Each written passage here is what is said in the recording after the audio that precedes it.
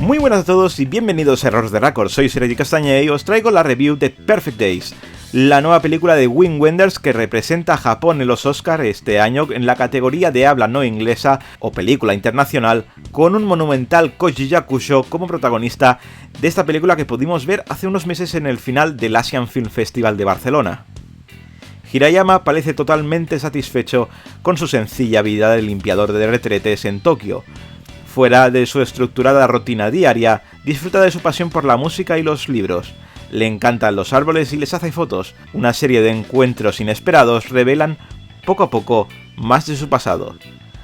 Cuando supe de esta película fue en pequeñas notas de prensa de que el aclamado Wim Wenders rodaba una película en Japón con el gran Koji Yakusho como protagonista.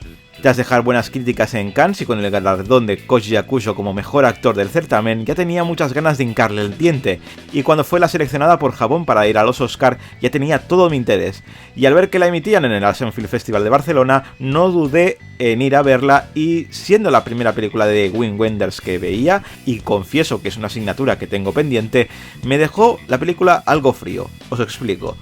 Lo mejor es ser un monumental Koji Yakusho que, como un limpiador de baños públicos de la ciudad de Tokio, te va a ir narrando su monótono día a día junto a un pasado que poco a poco se va a ir desvelando con unos personajes que van a hacerlo salir de su monotonía. Tiene además una de las playlists mejor seleccionadas de una película, con temazos muy buenos que van a hacer que la busquemos en nuestro servicio de música favorito para disfrutarla una y otra vez. Eso, y que nos narre con bastante crudeza eso tan japonés como el Honnei y el Tatemae, que tan incrustado está en esa sociedad y que a los europeos nos tiene bastante descolocados cuando nos encontramos frente a él. Lo peor es el desarrollo, extremadamente lento, casi contemplativo, capaz de hacer que algunos momentos sean especialmente densos para alguien que no espere un cine de esta tipología. Esto es que algunos momentos de la película la trama apenas avanza. Y si me dijeses que está bellamente rodada, pero por desgracia tiene una fotografía no demasiado elaborada y una banda sonora que, salvo su playlist, que es excelente, y hace que hayamos tenido que mirar el reloj y desesperarnos en algún momento al ver que no avanzaba.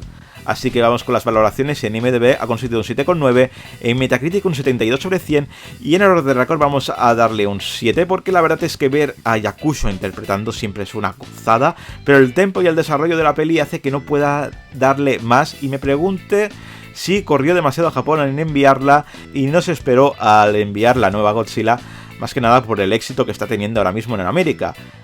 Creo que os jugó la avaricia, amigos.